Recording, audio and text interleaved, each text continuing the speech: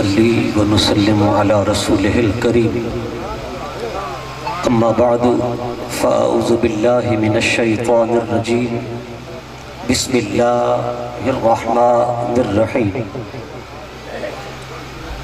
ولو أنهم إذ ظلموا أنفسهم جاءوك فاستغفروا الله واستغفر لهم الرسول لوجدوا الله توابا رحيما صدق الله العظيم وصدق رسوله النبي الكريم الأمين قال الله تبارك وتعالى في الكلام المجيد والفرقان الحميد إن الله وملائكته يصلون على النبي يا أيها الذين آمنوا صلوا عليه وسلموا تسلیما۔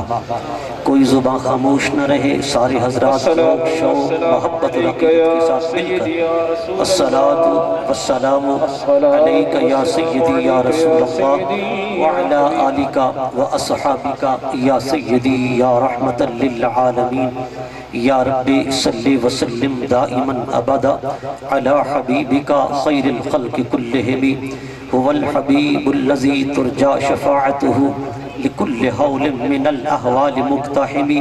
بندہ پروردگارم امت احمد نبی دوست دار چار یارم تابع اولاد علی مذہب حنفی دارم ملت حضرت خلیل خاک پائے غوث اعظم زیر سایہ ہر ولی۔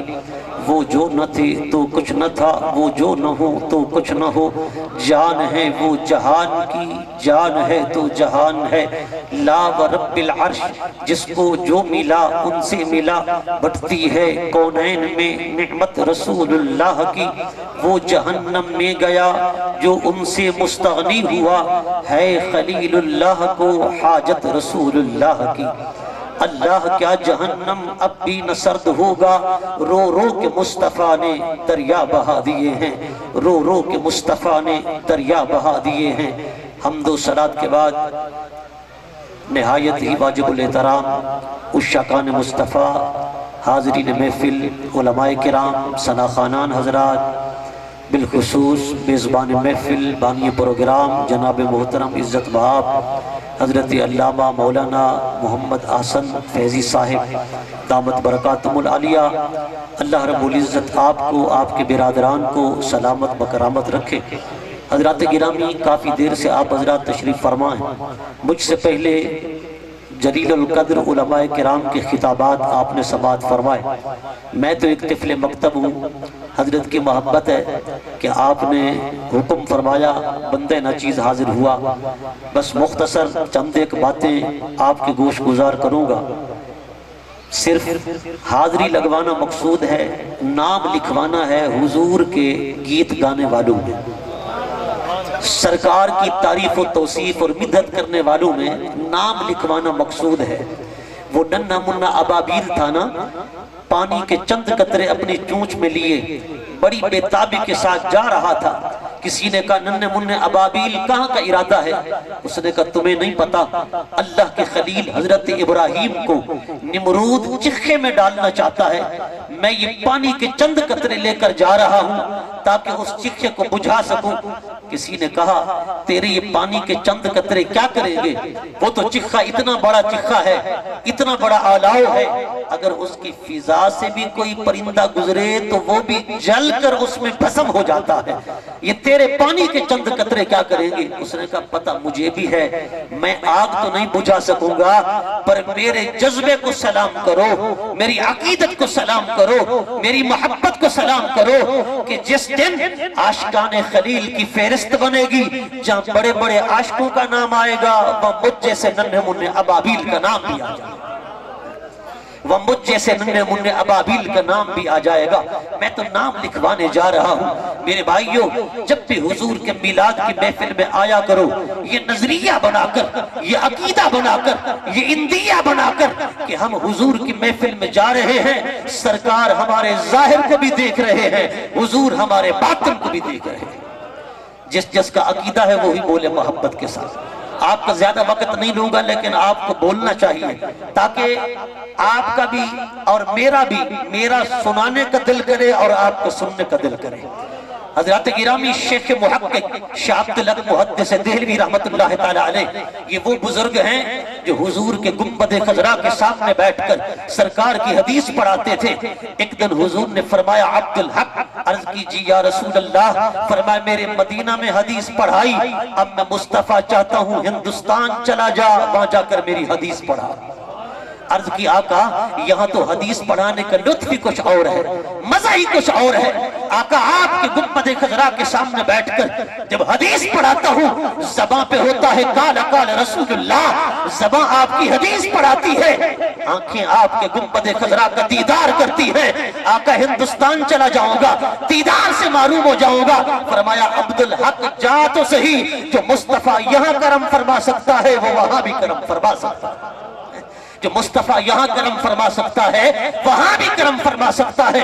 مولانا تھانوی صاحب نے لکھا کہ روزانہ شیخ محقق شاہ عبدالحق محدث دہلوی فجر کی نماز ادا کرتے، نماز اشراق کے انتظار میں مصلی پر ہوتے، بیداری کے عالم میں حجابات ہٹ جاتے، پردے ہٹ جاتے، دہلی کی سرزمین پر بیٹھ کر چہرے مدعا کا دیدار، دہلی کی سرزمین پر بیٹھ کر چہرے مدعا کا دیدار کر لیتے تھے۔ یہ وہ بزرگ ہیں جنہیں روزانہ حضور کا دیدار نصیب ہوتا ہے۔ ہمارے بزرگ نہیں لکھ رہے، ان کے مولوی بھی لکھ رہے ہیں۔ آج لوگ کہتے ہیں یہ عقیدے تو احمد رضا بریلوی نے پھیلا دیے۔ میں نے کہا شیخ محقق 1050 ہجری میں دنیا میں آتا ہے اور وصال کرتا ہے 1050 میں۔ امام احمد رضا 1272 میں پیدا ہوتے ہیں، 1340 میں وصال کرتے ہیں۔ ذرا ایمان سے بتانا نوجوانوں توجہ کرو، 1050 اور 1272 کم و بیش 300 سال بنتا ہے۔ کتنا؟ 300 سال، 3 صدیاں پہلے ایک بزرگ آ رہا ہے، امام احمد رضا بریلوی 3 صدیاں بعد آ رہا ہے۔ بتائیے بعد والے آنے کا، بعد میں آنے والے کا کوئی قصور ہوتا ہے؟ یہ تو پھر عقل کا علاج کرانا چاہیے نا۔ کیا بعد والا جو 3 صدیاں بعد میں آیا وہ پہلے والے کو بتا گیا تھا کہ تو نے عقیدہ اس طرح لکھنا ہے، تو نے بات اس طرح لکھنی ہے؟ نہیں، توجہ تو آتی۔ جو میرے سنی بھائی بیٹھے ذرا بولے محبت کے ساتھ، کیا وہ بتا گیا؟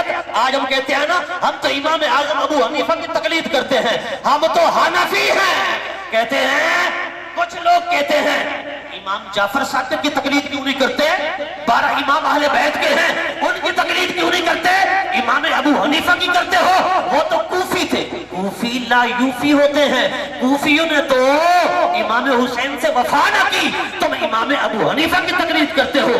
ہم کہتے ہیں امام ابو حنیفہ کوفہ کے ضرور ہیں، پر امام ابو حنیفہ اہل بیت کے غدار نہیں، اہل بیت کے وفادار ہیں، اہل بیت کے وفادار ہیں۔ ایک دن حضرت امام جعفر صادق جو آئے، آپ مسند تدریس پر بیٹھے تھے، حضرت امام پیچھے آ کر کھڑے ہو گئے۔ امام اعظم ابو حنیفہ نے دیکھا تو اٹھ کھڑے ہوئے اور ہاتھ باندھ کر کھڑے ہو گئے۔ عرض کی اے میرے آقا کے شہزادے، اگر ابو حنیفہ کو پتہ ہوتا کہ امام زین العابدین کا لخت جگر، حسین کا جگر پارا میرے پاس آ رہا ہے، تو وقت کا ابو حنیفہ اپنی مسند پہ نہ بیٹھا ہوتا، گلی میں آ کر تمہارا استقبال کر رہا۔ ذرا اونچا بولے بلند آواز سے، جو اہل بیت سے محبت کرتے ہیں وہی بولے محبت کے ساتھ۔ یہ ہے امام اعظم ابو حنیفہ۔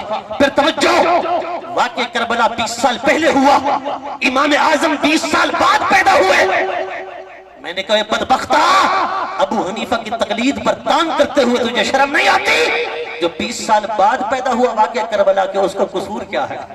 آئے آئے نہیں سمجھے بات۔ جو 20 سال بعد پیدا ہوا اس کا قصور کیا ہے؟ میں نے کہا امام اعظم ابو حنیفہ تو وہ ہے، حضور داتا سے فرماتے ہیں، آپ فرماتے ہیں میں نے عالم خواب کے اندر دیکھا حضور حضرت بلال کی قبر کی طرف تشریف لا رہے ہیں، میں وہیں پر لیٹا ہوا تھا، فرماتے میری آنکھ لگی، میں نے دیکھا حضور تشریف لا رہے ہیں اور حضور کے پہلو میں ایک بزرگ ہے سفید ریش. کہتے ہیں میں اٹھا, میں قدم بوس ہوا, دست بوسی کی. میں نے کہا یا رسول اللہ, آپ کے یہ بغل کے اندر جو بوڑھا ہے سفید ریش ہے, یہ بزرگ ہے کون؟ حضور نے فرمایا اے علی حجویری, تو نہیں جانتا یہ امام تست و یہ امام دیار تست, یہ تیرا بھی امام ہے, تیرے ملک والوں کا بھی امام ہے. یہ امام ابو حنیفہ است, یہ تیرا امام ابو حنیفہ ہے. نعرہ تکبیر, نعرہ رسالت, نعرہ خلافت, نعرہ حیدری, نعرہ اہل سنت. نعرہ تکبیر, نعرہ رسالت, نعرہ خلافت, نعرہ حیدری, جشن عید میلاد النبی, علماء اہل سنت. جو حنفی بیٹھے ہیں ذرا اونچا بولے بلند آواز کے ساتھ. الحمدللہ ہمارا فخر ہے, ہم سنی بھی ہیں اور حنفی بھی ہیں. عقیدے میں سنی ہیں, تقلید میں حنفی ہیں, اور امام اعظم ابو حنیفہ جن کو حضور نے پہلو میں اٹھا رکھا وہ ابو حنیفہ ہیں. داتا صاحب فرماتے ہیں, داتا صاحب وہ ہیں جو حضور غوث اعظم سے بھی پہلے کے بزرگ ہیں. 11ویں والے پیر کا مہینہ ہے نا, 11ویں والے پیر کا, اللہ اکبر. 11ویں والا پیر بڑی عالی شان لباس پہنتے تھے, عالی شان چادر زیب تن فرماتے تھے.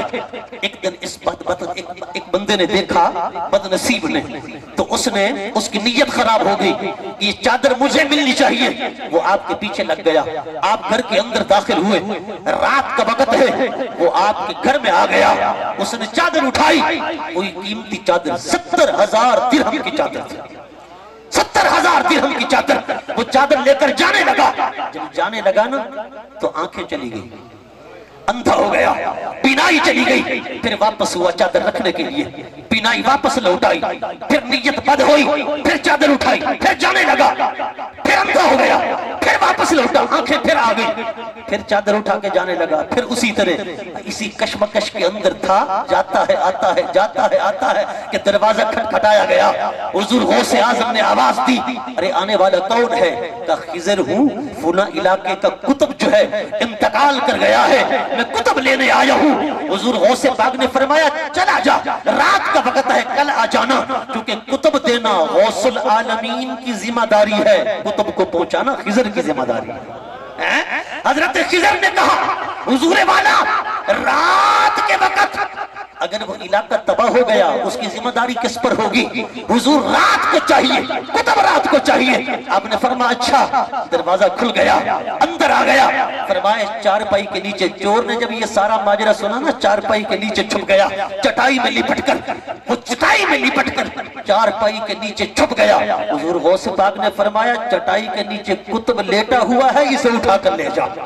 ہائے ہائے ہائے, ذرا اونچا بولو نا غوث پاک کے ماننے والوں, اسے اٹھا کر لے جا. آپ نے اسے پکڑا نا تو اس نے چیخو پکار شروع کر دی. اس نے کہا میں کتب نہیں, میں چور ہوں. فرمایا اوے, تو حضور غوث العالمین کے در پہ آیا ہے, پھر بھی چور بن کر رہے گا. فرمایا یہاں جو بھی آتا ہے جھولیاں بھر کر جاتا ہے, یہاں جو بھی آتا ہے جھولیاں بھر کر جاتا ہے. اور حضور غوث پاک کی 11ویں کھانے والوں, حضور غوث پاک نے قطبیت کا مقام کیسے حاصل کیا؟ اٹھاؤ حضور غوث پاک کے فرامین کو. آپ فرماتے درست العلم حتی صرت کتبن, فرمایا علم دین پڑھتے پڑھاتے وقت کا کتب بن گیا. آئے آئے آئے, جنہیں علم نال پیار کرنا وہ بولو بلند آواز نال. مولانا احسن صاحب, آپ کا سارا گھرانہ اللہ اکبر علمی گھرانہ ہے, اور یہ تو ان کی اولادیں ہیں جن کے بابے جد العلماء کا لقب رکھتے ہیں, استاذ العلماء. ویسے تو کہنے کے لیے ہر کوئی استاذ العلماء بن جاتا ہے نا, جس نے سالہ رازہ کا پڑھایا وہ بھی استاذ العلماء, جس نے کریمہ پڑھائی وہ بھی استاذ العلماء. میں نے کہا پھر دیکھو نا استاذ العلماء حضرت مولانا عبد الکریم امان رحمت اللہ تعالیٰ علیہ کو, جنہوں نے بڑے بڑے شہباز پیدا کیے, بڑے بڑے عالم پیدا کیے, اور یہی عالم ہیں جو دراصل ولی بھی ہیں, کتب بھی ہیں, غوث. سنیو, آج ہم سمجھتے ہیں بس غوثیت اور قطبیت کوئی چوراہے کی لونڈی ہے، جسے پکڑ لیں گے اور غوث بن جائیں گے، جسے پکڑ لیں گے قطب بن جائیں گے۔ یہ گلی کی لونڈی ہے جسے پکڑ لیں گے اور ولی بن جائیں گے۔ ولی بننا ایسے نہیں ہوتا۔ حضور غوث پاک فرماتے درست العلم حتی صرت قطباً۔ آج تو ایسے بدبخت ہیں کہتے یہ تو کالے حرف پڑھنے والے ملا ہیں۔ میں نے کہا کالے حرف کس کو کہا تو نے؟ قرآن کو کہہ دیا، حدیث کو کہہ دیا۔ قرآن اور حدیث جب تک نہ پڑھے تب تک ولی ولی نہیں بن سکتا۔ 11ویں والے پیر کا فرمان ہے میں علم دین پڑھتے پڑھاتے وقت کا کتب بن گیا۔ حضور غوث پاک سے پہلے کا بزرگ داتا علی حجویری آپ فرماتے ہیں میں نے تعبیر یہ نکالی ہے حضور نے امام ابو حنیفہ کو اٹھا رکھا ہے، پاؤں نیچے نہیں لگ رہے، فرماتے ہیں میں نے تعبیر یہ نکالی، حضور نے فرمایا ابو حنیفہ کی تقلید کرنے والوں آنکھیں بند کر کے ابو حنیفہ کے پیچھے چلے آؤ، اسے کہیں ٹھوکر نہیں لگے گی کہ اسے مصطفیٰ نے اٹھا رکھا ہے، اسے مصطفیٰ نے اٹھا رکھا ہے۔ سنیو ہم خوش نصیب ہیں، اس لیے ہم ببانگ دہل کہتے ہیں، ہم سنی ہیں اور ہم حنفی ہیں۔ ہم کیا ہیں؟ حنفی ہیں۔ حضرات گرامی میں عرض یہ کر رہا تھا شیخ محقق شاہ عبداللہ محدث دہلوی آپ نے لکھا جب حضور کا ذکر سنو اور سناؤ، حضور کا ذکر کرو اور کراؤ، یہ عقیدہ بنا کے بیٹھا کرو، یہ اندیہ بنا کے بیٹھا کرو، یہ نظریہ بنا کے بیٹھا کرو، وَكُنْ فِي حَالِ ذِكْرِكَ فِي حَالِ حَيَاتِكَ كَأَنَّكَ بَيْنَ يَدَيْهِ، یہ گویا نظریہ بنا کے بیٹھا کر کہ یہ محفل کہیں اور نہیں لگی، یہ حضور کے سامنے لگی ہے۔ آئے آئے جنہ جنہ عقیدہ وہ بولے بلند آواز نال۔ اچھا ہم اگر کہیں آپ ہر عاشق کے گھر تشریف لاتے ہیں، میرے گھر میں بھی ہو جائے چراغاں، آئے آئے چراغاں، یا رسول اللہ میں پوچھنا چاہتا ہوں گویا کہ یہ محفل حضور کے سامنے لگی ہے۔ میں نے کہا یا تو ہمارے اندر اتنا کمال ہے ہم وہاں پہنچ گئے۔ وہ کہہ رہے تھے نا مولانا صاحب وہ مدینے تو نہیں پہنچ گئے، یا تو ہم مدینے پہنچ گئے۔ اگر ہمارے اندر یہ کمال نہیں پھر شیخ محقق کے عقیدے کے مطابق ماننا پڑے گا رب نے مصطفیٰ کو عظمت ہی ایسی عطا فرمائی ہے، غلام مصطفیٰ جہاں بھی ہو مصطفیٰ کی نگاہوں میں آئے غلام مصطفیٰ جہاں بھی ہو مصطفیٰ کی نگاہوں میں ہے، کأنک بین یدیہ، گویا تم مصطفیٰ کے سامنے بیٹھے ہو، حضور کے سامنے بیٹھے ہو۔ یہی تو عقیدہ حاضر و ناظر ہے جو احمد رضا بریلوی سے کم و بیش 300 سال پہلے حضرت شاہ عبداللہ محدث دہلوی لکھ رہا ہے۔ نعرہ تکبیر، نعرہ رسالت، نعرہ خلافت، نعرہ حیدری۔ کہتے ہیں حضور حاضر ناظر نہیں ہے، یہاں سے تم پڑھتے ہو الصلاۃ والسلام علیکہ۔ علامہ حسن صاحب میں نے ایک جگہ دیکھا لکھا ہوا تھا الصلاۃ والسلام، جگہ کوئی اور تھی، میں خوش ہو گیا، میں نے کہا سبحان اللہ، جگہ تو اوپری ہے پرائی ہے لیکن لکھا ہوا ہے الصلاۃ والسلام، لیکن جب میں نے آگے پڑھا نا تو میری عقل حیران رہ گئی۔ کیا لکھا ہوا تھا؟ علی رسول اللہ، کیا لکھا ہوا تھا؟ الصلاۃ والسلام، دھوکہ دیکھیں پیچھے الصلاۃ بھی ہے السلام بھی ہے الصلاۃ والسلام، لیکن آگے کیا ہے؟ علی رسول اللہ، کاف کدھر گیا جو خطاب کا ہے؟ علیکہ، علیکہ، علیکہ کا کاف کھا گیا، مولوی کے پیٹ میں مروڑ ہو گئی، علی رسول اللہ۔ میں نے کہا مولانا وجہ کیا ہے؟ کہا یہاں سے کہو علیکہ تو بدعت ہو جاتا ہے، شرک ہو جاتا ہے، خدا کے ساتھ برابری ہو گئی، شرک ہو گیا۔ میں نے کہا جو شرک نماز کے باہر ہے وہ شرک نماز کے اندر بھی تو ہونا چاہیے نا۔ یہ شرک کا کون سا قاعدہ ہے؟ نماز کے اندر جائز، نماز کے باہر شرک، نماز کے اندر جائز، نماز کے باہر بدعت۔ میں نے کہا نماز میں بھی تو ہے نا السلام علیہ، بولے ذرا محبت کے ساتھ، بڑا آسان سا جملہ بولا ہے میں نے، السلام علیکہ، علیکہ۔ میں کہ مولانا کتنا بیٹھی مدینے یا علی دے سامنے صفہ دے مقام دے چبوترے وچ بابو سلام دے سامنے توجہ تو آدھی گنبد خضرا دے بیٹھے یا اپنی مسجد جو پاکستان جو بیٹھے اگر پاکستان جو میں کہ مولانا اگر نماز کے اندر بیٹھ کر السلام علیکہ یا نبی کہنا جائز ہے تو نماز سے کے باہر بھی یا نبی سلام علیکہ کہنا جائز ہے۔ نعرہ تکبیر، نعرہ رسالت، نعرہ خلافت، نعرہ حیدری، جشن عید میلاد النبی۔ کہتے ہیں یا نبی سلام علیکہ، یہ کہاں لکھا ہے؟ میں نے کہا التحیات میں لکھا ہے۔ آئے آئے کہاں لکھا ہے؟ التحیات میں۔ قبلہ احسن صاحب توجہ، السلام علیکہ ایہا النبی، یہ جو ایہا النبی ہے نا، نحو پڑھنے والے جانتے ہیں یہ اصل میں یا نبی تھا۔ آئے آئے قبلہ فاضل جلیل فاضل اجل حضرت علامہ مولانا محمد عابد اویسی صاحب دامت برکاتہم العالیہ جلیل القدر علامہ ہیں، عالم دین آپ سے پوچھیں ایہا النبی اصل میں یا نبی تھا۔ قبلہ معذرت میں نے دیکھا نہیں۔ نعرہ تکبیر، نعرہ رسالت، نعرہ خلافت، نعرہ حیدری، علماء اہل سنت، شہزادگان جد العلماء، سبحان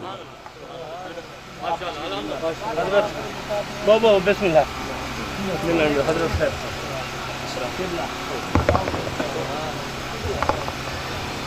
درود پاک بس مختصر کر رہا ہوں۔ السلام علیکہ ایہا النبی، میں نے کہا ایہا النبی جب منادہ معرف باللام ہو تو پھر ایہا کا فاصلہ لے آتے ہیں۔ میں نے کہا ایہا النبی اصل میں یا نبی تھا۔ میں نے کہا یا نبی کو پہلے لے آؤ تو کیا بن جائے گا؟ یا نبی سلام علیکہ۔ آئے ہائے جمعہ تو بعد سلام پڑھ دیا ہے نا؟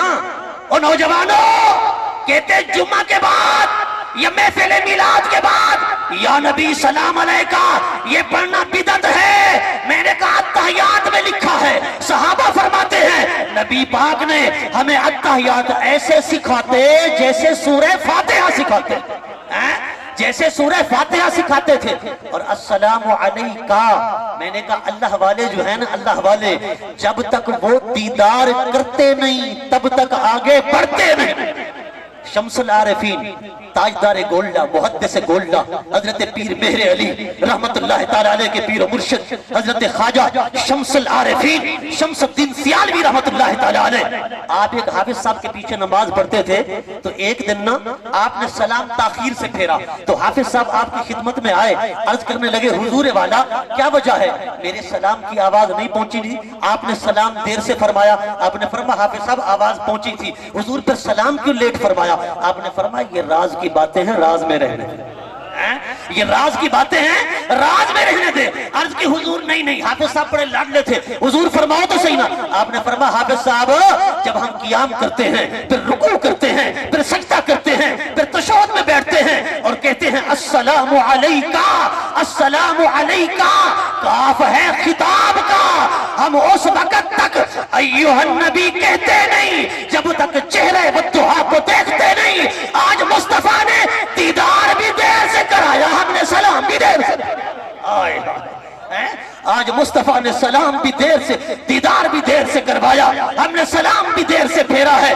مولوی کہتا ہے نماز بگڑ جاتی ہے، میں نے کہا مولانا ہمارے بزرگوں کی نماز تو سنور جاتی ہے، ہمارے بزرگوں کی نماز تو سمر جاتی ہے۔ نادان تجھے کیا پتا ہے؟ تجھے تو صرف فتوے لگانا آتا ہے نا۔ کوئی بدبخت اٹھتا ہے تو کوئی نبیوں پہ برستا ہے، کوئی ولیوں پہ برستا ہے۔ اسلاف کو بک بک کرنا بھی قیامت کی نشانی ہے، اور سنیو تمہیں مبارک ہو تم اسلاف کے نقش قدم پر چلنے والے ہو۔ کہتے ہیں باب شائع کوئی نہیں۔ میں کہ تو نے قرآن جو نہیں پڑھا، تو نے قرآن جو نہیں پڑھا، اٹھانا سورہ نمل 19واں پارہ۔ حضرت سلیمان کہتے ہیں ملکہ بلقیس آ رہی ہے، ملکہ بلقیس مسلمان ہونے کے لیے، لیکن اس کا تخت چاہیے۔ عفریت جن کھڑا ہو گیا، کہتے ہیں حضور میں لاؤں گا۔ فرمایا کتنا دیر لگائے گا؟ کہتا ہے محفل ختم نہیں ہوگی تخت پہلے آ جائے گا۔ حاضر بیٹھے ہو، محفل ختم نہیں ہوگی، تخت پہلے آ جائے. کام ہو سکتا تھا آپ کی محفل کے ختم ہونے سے پہلے تخت آ جاتا، وہ تو مہینوں بعد آتی نا ملکہ بلقیس. آپ کا کام ہو رہا تھا لیکن آپ نے کام نہیں کروایا. آپ نے فرمایا تو بیٹھ جا. کیوں؟ حضرت سلیمان کو پتا تھا جن کی طاقت ہر کوئی مانے گا، انسان کی طاقت کی بات آئے گی نا تو پھر کھجلی کرے گا، پھر پیٹ میں مروڑ پڑے گے. نبی کی بات آئے گی، ولی کی بات آئے گی، فرمایا پریشانی ہوگی. شیطان جن کی طاقت ہر کوئی مانے گا. آج بھی اگر مولوی صاحب سے کہو نا کہ یہ جو شیطان ہے نا یہ رگ رگ میں ایسے دوڑتا ہے جیسے خون دوڑتا ہے، کہے گا بالکل یہ تو قرآن و حدیث میں ہے. کہو آنکھ جھپکنے سے پہلے مشرق سے مغرب، مغرب سے مشرق آ سکتا ہے جا سکتا ہے آنکھ جھپکنے سے پہلے، کہے گا بالکل یہ تو قرآن و حدیث میں ہے. لیکن کہو نبی یقیناً آپ ہر عاشق کے گھر تشریف لاتے ہیں. قبلہ احسن صاحب نے محفل میلاد سجائی، ایمان ہے کہ حضور آئیں گے، کہتا ہے نہیں یہ تو نہیں ہو سکتا. اس لیے تو غزالی زمان نے فرمایا تھا نا، فرمایا بدبختو یہ انصاف تو نہ رہا، جو گمراہ ہے اس کے پاس اتنا طاقت، جو ہاتھی بن کر آئے اس کو کوئی طاقت، اس کے پاس کوئی طاقت ہی نہیں. ہو کیسے سکتا ہے؟ وہ تم تو ایک بار کہتے ہو، ہم کہتے ہیں آنکھ جھپکنے سے پہلے میرا نبی مشرق سے مغرب، مغرب سے مشرق سینکڑوں بار آنا جانا چاہے تو آ بھی سکتا ہے جا بھی سکتا ہے. جدا کی در بولے بلند آواز دینا. تو سلیمان نے فرمایا کوئی اور کھڑا ہو. اللہ کا قرآن کہتا ہے توجہ کرنا، آخری جملے ہیں اور بڑے قیمتی جملے ہیں. قرآن کے لفظ پڑھ رہا ہوں، الذی عندہ علم من الکتاب. بیٹھے حفاظ کرام، وہ کھڑا ہوا جس کے پاس کتاب کا علم تھا. الذی عندہ علم من الکتاب، جس کے پاس کتاب کا علم تھا وہ کھڑا ہوا. کہتے ہیں میں لاتا ہوں تخت بلقیس. فرما کتنا دیر لگائے گا؟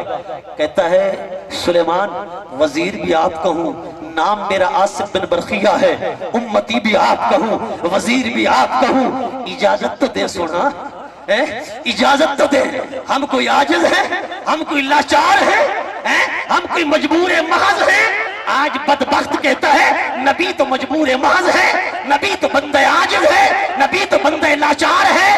میں نے کہا سلیمان کے ولی کی شان دیکھ.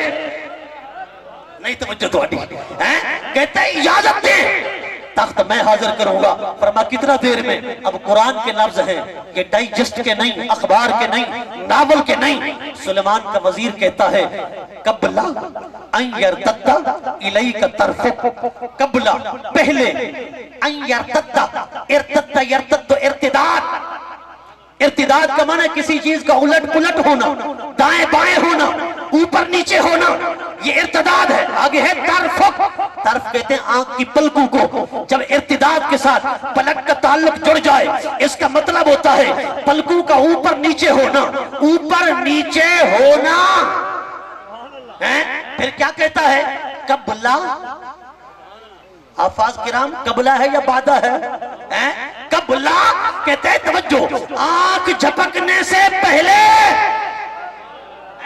مہینوں کا سفر ہے، فرما آنکھ جھپکنے سے پہلے، آنکھ جھپکنے سے پہلے آپ نے فرما جاؤ لے آ.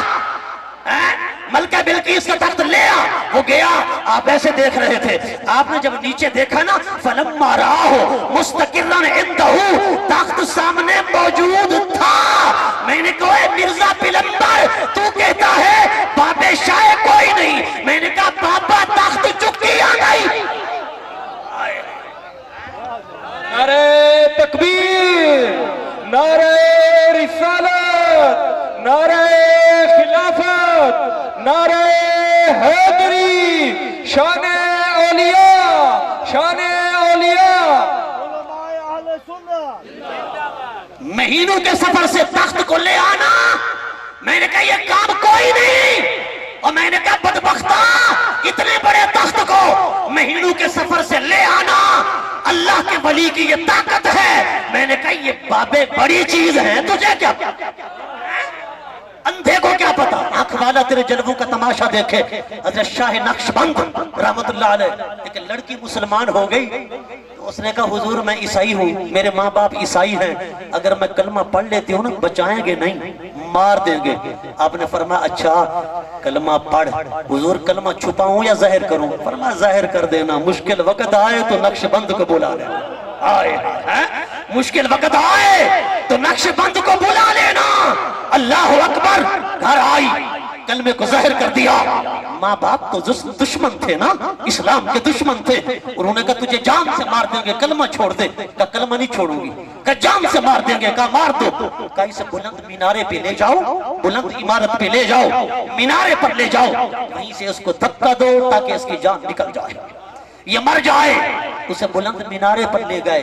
بلند مینارے پر لے جا کر نا جب وہاں لے گئے نا تو لڑکی نے کسی شاعر کی زبان میں کیا کہا، چمپا پاسے نظر دوڑائی تے نظرے کوئی نہ آیا، وعدہ مرشد کامل والا وچ دلے دے یاد آیا کہ شاہ نقش بند نے فرمایا تھا مشکل وقت آئے تو بیٹی مجھے بلا لینا، نقش بند کو یاد کر لینا۔